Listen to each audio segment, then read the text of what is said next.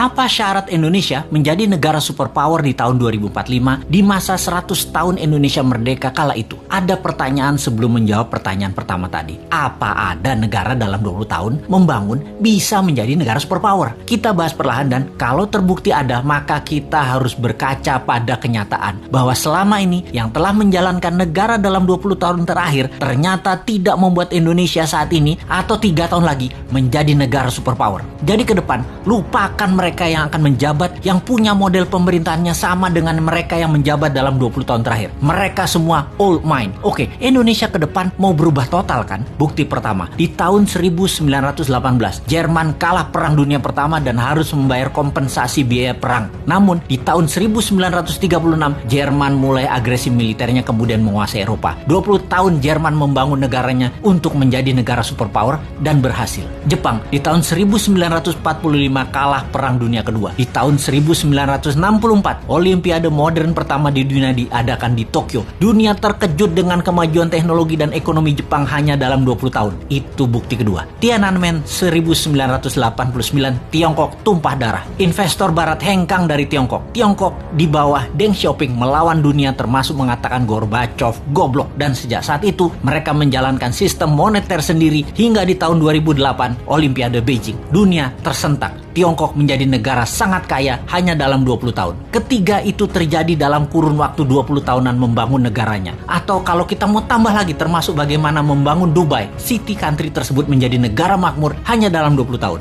Kembali ke Indonesia. Bagaimana kita melihat Indonesia dalam 20 tahun terakhir? Siapa saja pemimpinnya? Apakah mau lagi dengan mereka-mereka dan orang-orang yang sepemahaman dengan mereka? Kita detailkan. Selama 20 tahun terakhir siapa yang menjabat? Mereka adalah 3 tahun Ibu Mega, 10 tahun Pak SBY, dan 7 tahun ini Pak Jokowi. Apakah dalam 20 tahun ini Indonesia seperti Jerman setelah Perang Dunia Pertama menjadi negara superpower? Apakah Indonesia menjadi negara maju modern seperti Jepang setelah Perang Dunia Kedua? Dan 20 tahun ini apakah Indonesia menjadi negara maju seperti Tiongkok setelah Tiananmen di tahun 1989?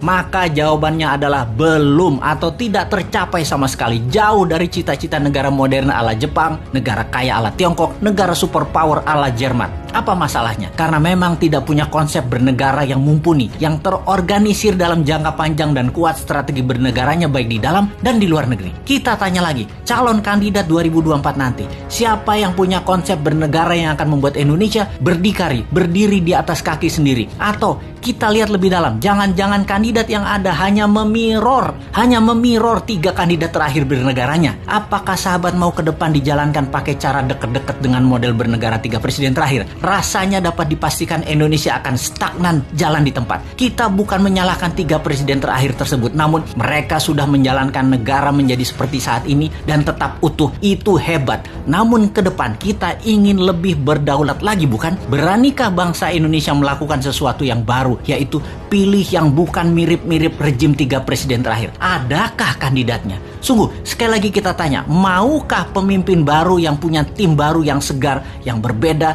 dan berani melawan arus utama perpolitikan lokal serta internasional, atau tetap memilih mereka yang saat ini ada di dalam etalase yang semuanya memirror 3 presiden terakhir di Indonesia? Kalau saya pribadi, saya capek dengan yang ada. Akan terukur sekali pencapaiannya kalau kira-kira dengan para kandidat yang ada saat ini. Bagaimana menurut sahabat? Siapa yang bisa membuat Indonesia menjadi negara superpower di tahun 2045 itu?